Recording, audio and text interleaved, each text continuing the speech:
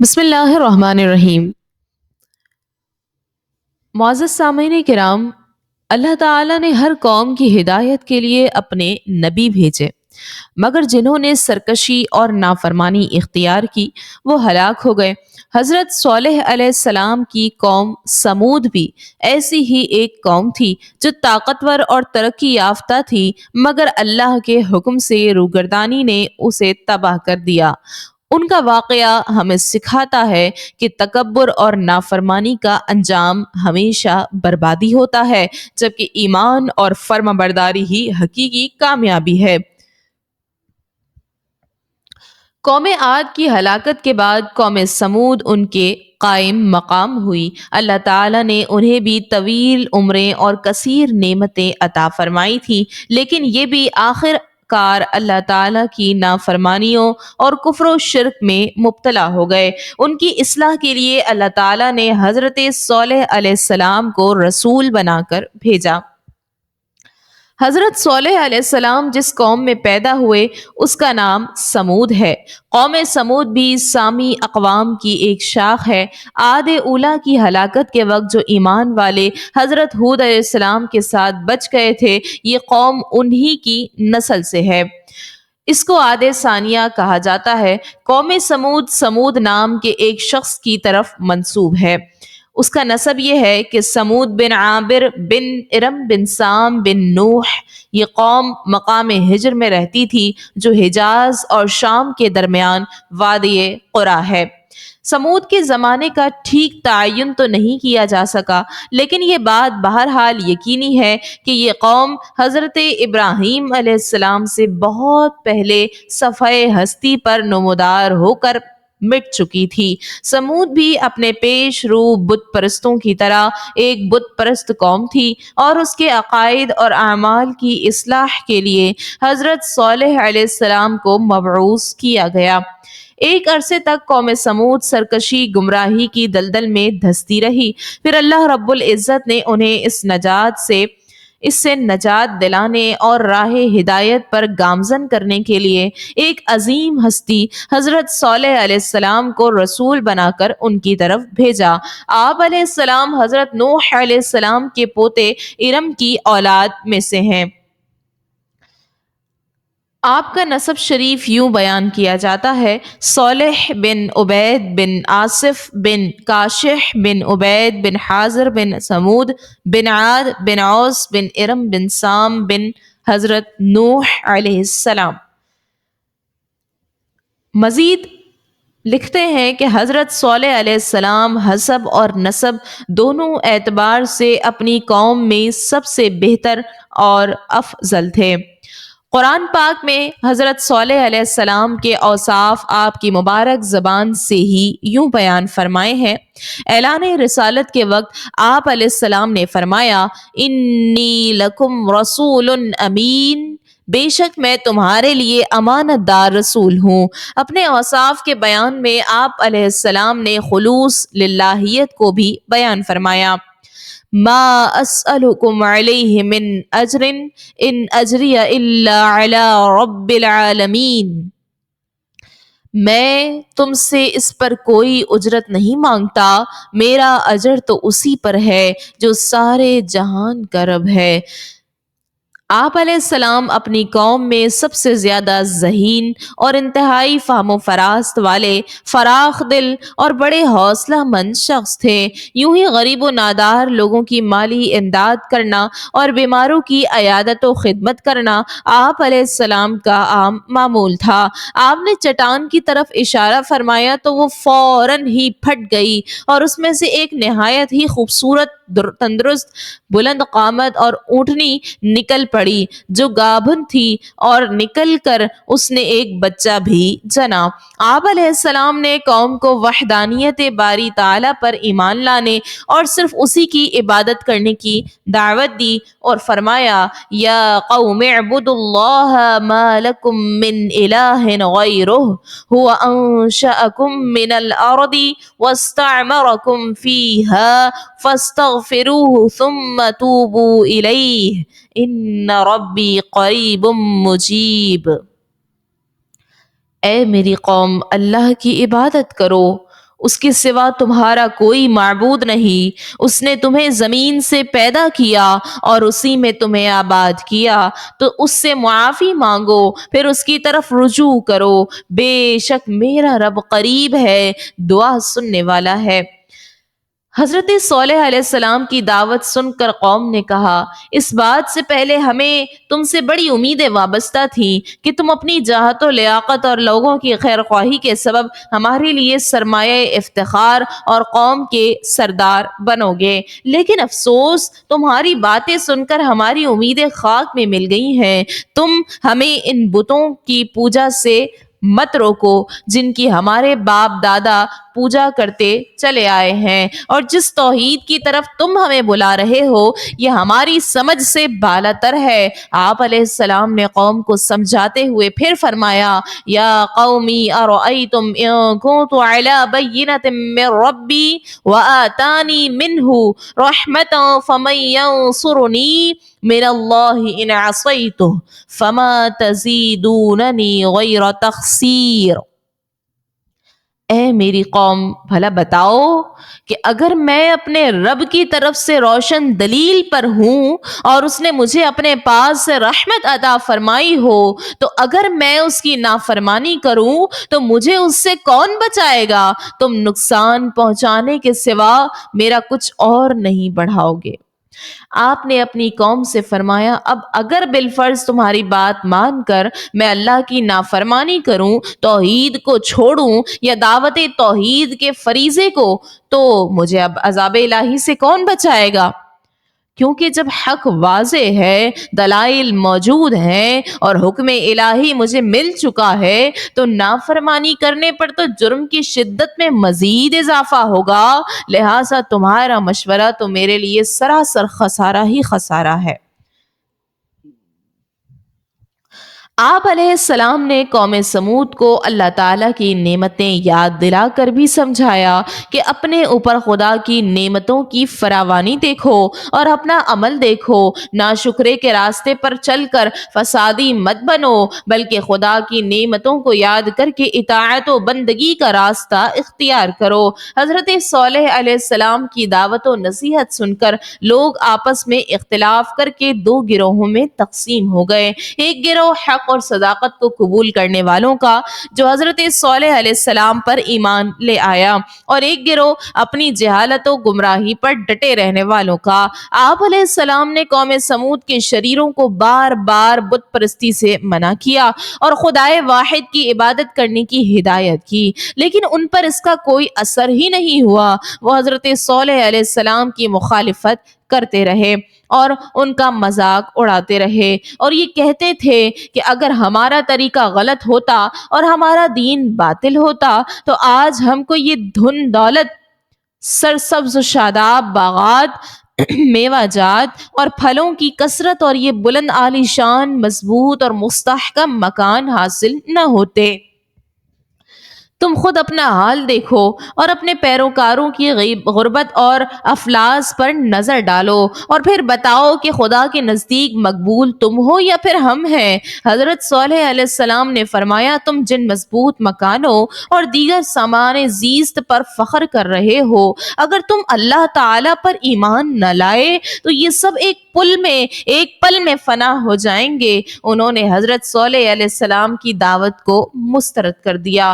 حضرت صالح علیہ السلام قوم کو اللہ تعالیٰ کی وحدانیت پر ایمان لانے اور بت پرستی چھوڑنے کی تبلیغ و نصیحت میں مصروف عمل رہتے تھے۔ آپ علیہ السلام کی بار بار اصرار اور مسلسل تبلیغ و نصیحت سے تنگ آ کر قوم کے سرکردہ لوگوں نے یہ فیصلہ کیا کہ ان سے کوئی ایسا مطالبہ کیا جائے جسے یہ پورا نہ کر سکیں، یوں ہم ان کی مخالفت میں سرخرو اور یہ اپنی تبلیغی سرگرمیاں بند کرنے پر مجبور ہو جائیں گے۔ चुनाचा एक दिन कबीले के लोग अपनी मजलिस में जमा थे। उसी दौरान हजरत सोलेह अलैहिस्सलाम भी वहां तशरीफ ले आए और हस्बे मामूल उन्हें अल्लाह ताला पर ईमान लाने और शिर्क व बुत परस्ती तर्क कर देने की दावत दी, वाज़ो नसीहत फरमाई और अजाब इलाही से डराया। ये मौका गनीमत जानकर सरदारों ने आप अलैहिस्सलाम से मुतालबा कर दिया कि अगर आप वाकई अल्लाह ताला के रसूल हैं तो इस पहाड़ की चट्टान से एक ऐसी ऊंटनी निकाल दीजिए जो 10 माह की हामिला हो, ताकतवर, खूबसूरत और हर किस्म के उयूब और नकाइस से पाक हो और निकलते ही वो बच्चा भी जने।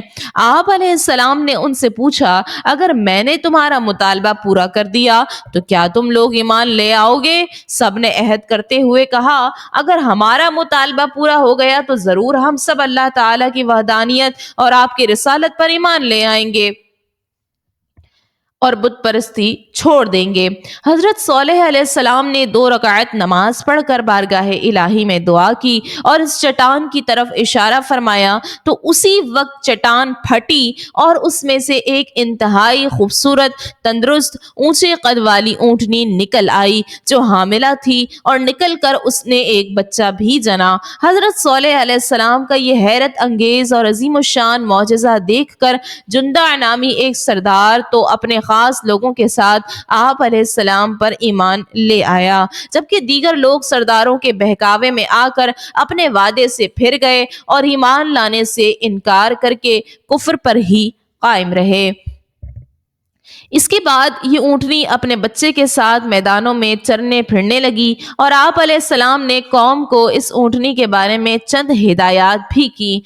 एक तो ये कि उसे इसके हाल पर छोड़ दो ताकि अल्लाह की ज़मीन में जहाँ चाहे चरती रहे। इसे बुराई की नीयत से हाथ नहीं लगाना, ना इसको मारना, ना हंकाना और ना ही इसको कत्ल करना। और एक दिन ऊँटनी की और एक दिन तुम्हारी बारी है, लिहाजा जो दिन ऊँटनी का है उस दिन सिर्फ ऊँटनी ही कुएं पर पानी पीने आए और जो जो दिन तुम्हारा है उस दिन तुम पानी लेने आओ। इन हिदायत के साथ ये तंबीह भी कर दी कि अगर तुमने इनकी खिलाफ वर्जी की तो इसका अंजाम बहुत खतरनाक साबित होगा।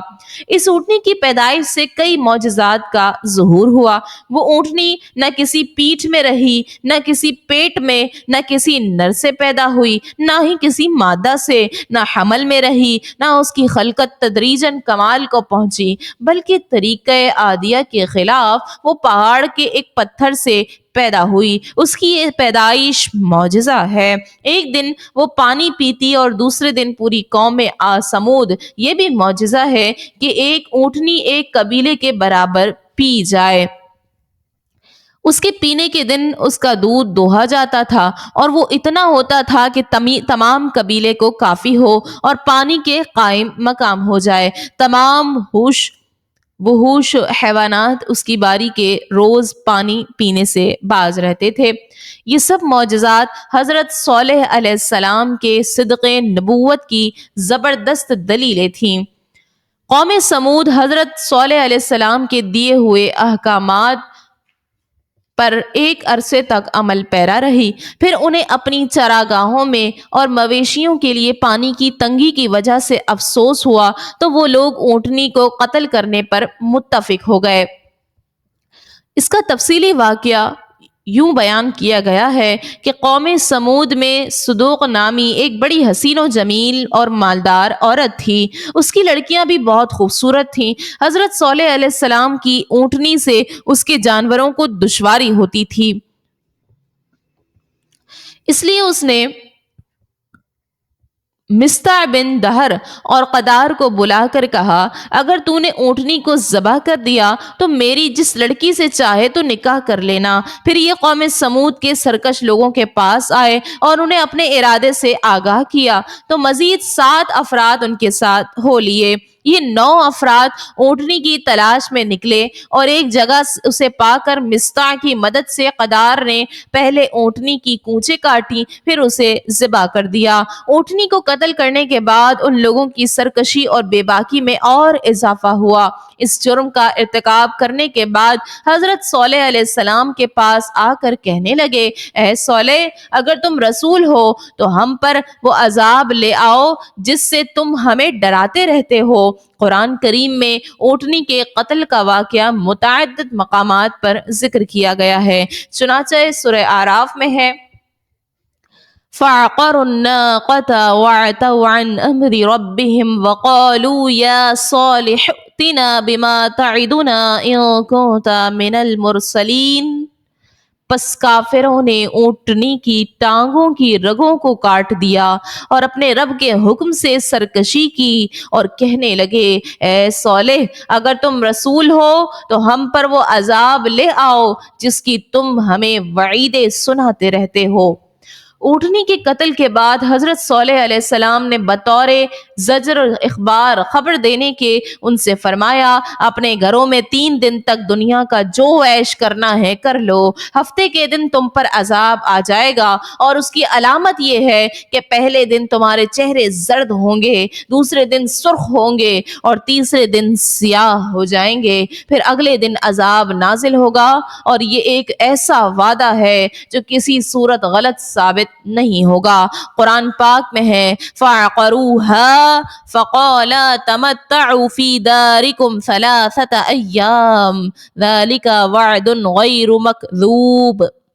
تو انہوں نے اس کے پاؤں کی پچھلی جانب کے اوپر والی ٹانگوں کی رگیں کاٹ دیں، تو صالح نے فرمایا، تم اپنے گھروں میں 3 دن مزید فائدہ اٹھا لو، یہ ایک وعدہ ہے جو جھوٹا نہ ہوگا۔ شہر ہجر میں اونچے خاندانوں کے 9 افراد فساد پھیلانے میں پیش تھے۔ ان کے سردار کا نام قدار بن سالف تھا اور یہی وہ شخص تھا جس نے اونٹنی کی پاؤں کی رگیں کاٹیں۔ جب حضرت صالح علیہ السلام نے انہیں عذاب الہی کی خبر دی اور اس کی علامت بھی بیان کر دی تو ان 9 افراد نے حضرت صالح علیہ السلام کو بھی شہید کرنے کا پروگرام بنا لیا۔ چنانچہ سب قسمیں کھا کر کہنے لگے کہ ہم رات کے وقت حضرت صالح علیہ السلام کے گھر حملہ کر کے انہیں ان کے اہل و عیال سمیت شہید کر دیں گے۔ اس کے بعد اگر آپ کے کسی وارث نے قصاص یا دیت کا مطالبہ کیا تو کہہ دیں گے کہ ہم نے نہ تو قتل کیا ہے اور نہ ہی ہمیں قاتل کے بارے میں کوئی معلوم ہے۔ اس قول اور قرار کے بعد انہوں نے اپنی سازش پر عمل درآمد کی تیاری شروع کر دی اور رات کے وقت حضرت صالح علیہ السلام کے گھر کی طرف روانہ ہوئے۔ اللہ تعالیٰ نے اس رات حضرت صالح علیہ السلام کے مکان کی حفاظت کے لیے فرشتے بھیج دیے۔ جب یہ 9 شخص ہتھیار باندھ کر اور تلواریں کھینچ کر حضرت صالح علیہ السلام کے دروازے پر پہنچے تو فرشتوں نے انہیں پتھر مارے۔ وہ پتھر ان لوگوں کو لگتے لیکن مارنے والے نظر نہیں آتے تھے، یہاں تک کہ یہ سب افراد ہلاک ہو گئے۔ اس واقعے سے متعلق قرآن کریم میں آیت مبارکہ کا ترجمہ ہے، اور شہر میں 9 شخص تھے جو زمین میں فساد کرتے تھے اور اصلاح نہیں کرتے تھے۔ انہوں نے آپس میں اللہ کی قسمیں کھا کر کہا، ہم رات کے وقت ضرور صالح اور اس کے گھر والوں پر پرچھا ماریں گے، پھر اس کے وارث سے کہیں گے کہ اگر اس گھر والوں کے قتل کے وقت ہم حاضر نہ تھے اور بے شک ہم سچے ہیں، اور انہوں نے سازش کی اور ہم نے اپنی خفیہ تدبیر فرمائی اور وہ غافل رہے، تو دیکھو کہ ان کی سازش کا انجام کیسا ہوا، ہم نے انہیں اور ان کی ساری قوم کو ہلاک کر دیا۔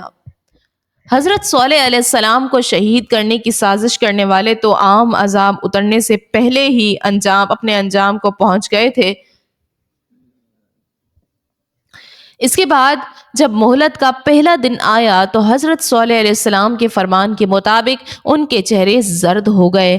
شام کے وقت انہوں نے ایک دن تو گزر گیا، دوسرے دن ان کے چہرے سرخ ہو گئے اور شام کے وقت کہنے لگے، مہلت کے 2 دن تو گزر گئے، تیسرے دن ان کے چہرے سیاہ ہو گئے اور شام کے وقت کہنے لگے، حضرت صالح علیہ السلام کی دی ہوئی مہلت تو ختم ہو گئی اور ابھی تک انہوں نے جو کہا تھا وہ سب سچ نکلا، اب آگے دیکھو کیا ہوتا ہے۔ چنانچہ چوتھے دن یہ لوگ خوشبو لگا کر تیار ہوئے اور بیٹھ کر انتظار کرنے لگے کہ دیکھو کون سا عذاب آتا ہے۔ عذاب کے منتظر ان احمقوں نے صبح ہوتے ہی ایک ہولناک چیخ اور کڑک کی آواز سنی اور زمین میں زلزلہ آ گیا اور یہ لوگ تباہ و برباد ہو کر ایسے ہو گئے جیسے جانوروں کے پاؤں کے نیچے بکثرت روندی جانے والی گھاس ریزہ ریزہ ہو جاتی ہے۔ عذاب کی شدت کے یہ عالم تھا کہ قوی اور توانا ہونے کے باوجود عذاب کے وقت نہ وہ لوگ کہیں بھاگ سکے اور نہ مقابلے میں کھڑے ہو سکے۔ شرک و معصیت ان کے کچھ کام نہ آئی اور مال و متاع سامان و مکان انہیں عذاب الہی سے بچا نہ سکے۔ عذاب کے بعد اس بستی کا یہ عالم تھا کہ گویا وہ کبھی وہاں بستے ہی نہ تھے اور نہ یہاں کبھی زندگی کا گزر ہوا۔ عذاب سامنے آنے پر قوم سمود اپنے افعال پر نادم اور شرمسار ہوئی لیکن یہ بے وقت کی شرمندگی تھی کیونکہ عذاب دیکھنے کے بعد نمودار ہوئی تھی اور اس وقت کی ندامت قابل قبول نہیں۔ قرآن کریم میں ان پر نازل ہونے والے عذاب کا ذکر کئی مقامات پر کیا گیا ہے۔ سورہ اعراف میں ہے فَأَخَذَتْهُمُ الرَّجْفَةُ فَأَصْبَحُوا فِي دَارِهِمْ جَاثِمِينَ، تو انہیں زلزلے نے پکڑ لیا تو وہ صبح کو اپنے گھروں میں اوندھے پڑے رہ گئے۔ عذاب اترنے سے پہلے حضرت صالح علیہ السلام اہل ایمان کے ساتھ قوم سمود کی آبادی سے نکل کر جنگل میں تشریف لے گئے تھے اور جس دن عذاب نازل ہوا تو اللہ تعالیٰ نے آپ علیہ السلام اور اہل ایمان کو اپنا خاص فضل و رحمت فرما کر عذاب سے بچا لیا۔ اس نجات کا ذکر بھی قرآن پاک میں کئی مقامات پر کیا گیا ہے۔ سورہ ہود میں ہے فَلَمَّا جَاءَ أَمْرُنَا نَجَّيْنَا صَالِحًا وَالَّذِينَ آمَنُوا مَعَهُ بِرَحْمَةٍ مِنَّا وَمِنْ خِزْيِ يَوْمَئِذٍ إِنَّ رَبَّكَ هُوَ الْقَوِيُّ الْعَزِيزُ۔ پھر جب ہمارا حکم آیا تو ہم نے صالح اور اس کے ساتھ والے مسلمانوں کو اپنی رحمت کے ذریعے بچا لیا اور اس دن کی رسوائی سے بچا لیا، اور بے شک تمہارا رب بڑی قوت والا ہے، وہ غلبے والا ہے۔ قوم سمود کی ہلاکت کے بعد حضرت صالح علیہ السلام جنگل سے نکل کر قوم سمود کی لاشوں کے پاس سے گزرے تو ان سے خطاب کرتے ہوئے فرمایا یا قومی لقد ابلغتکم رسالت ربی ونصحت لکم ولکن لا تحبون الناصحین۔ اے میری قوم، بے شک میں نے تمہیں اپنے رب کا پیغام پہنچا دیا اور میں نے تمہاری خیر خواہی کی لیکن تم خیر خواہوں کو پسند نہیں کرتے۔ حضرت صالح علیہ السلام اپنے مومن اصحاب کے ساتھ آ کر مکہ مکرمہ میں آباد ہو گئے اور یہیں مصروف عبادت رہے یہاں تک کہ آپ علیہ السلام کا وصال ہو گیا۔ یہ بھی کہا جاتا ہے کہ حضرت صالح علیہ السلام کا یمن میں وصال ہوا اور وہاں اسی جگہ ان کی قبر مبارک ہے جسے شبوہ کہا جاتا ہے۔ ایک روایت یہ بھی ہے کہ حضرت صالح علیہ السلام مومنین کے ساتھ شام کی طرف نکلے، فلسطین میں رہے اور یہیں آپ علیہ السلام کی وفات ہوئی۔ اللہ سے دعا کرتے ہیں کہ ہمیں اپنی نافرمانی اور سرکشی سے بچائے، ہمارے دلوں کو ہدایت عطا فرمائے اور ہمیں ایمان، صبر اور استقامت کی دولت نصیب کرے، ہمیں دنیا اور آخرت میں کامیابی عطا فرمائے، آمین یا رب العالمین۔